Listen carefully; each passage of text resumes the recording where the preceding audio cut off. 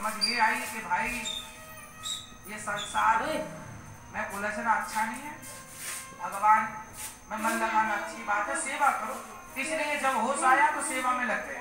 फिर हम अपने गुरु जी की सेवा करते। देखिए हमारा जो समय था ना, जब 2007 में हमारे पास 10 रुपए भी नहीं थे, जब 10 रुपए भी नहीं था, तब हम गुरु जी की सेवा करते थे।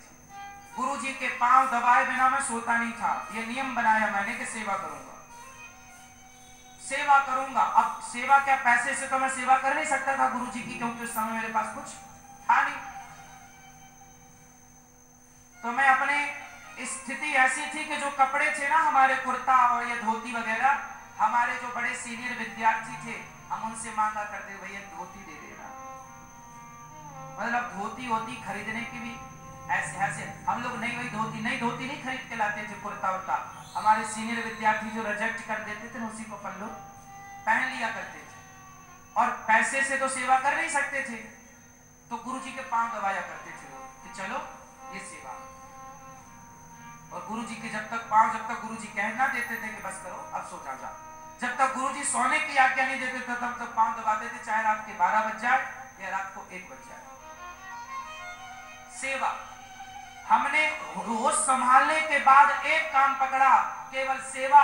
और उस सेवा का परिणाम यह है कि उस सेवा को आज पूरी दुनिया जान रही है, पूरी दुनिया देख रही है, केवल सेवा।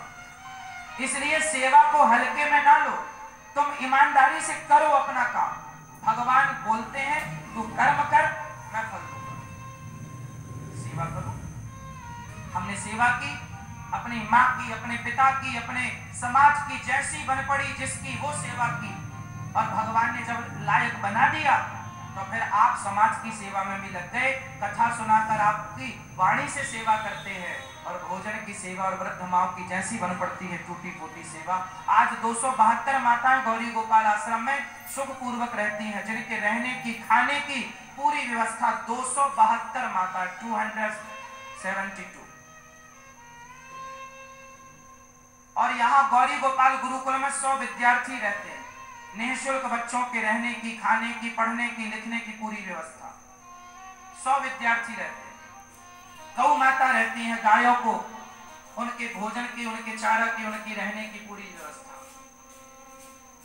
जब ईश्वर ने भिखारी भीख मांगने के लिए भेजा तो मैं भीख भी मांगा।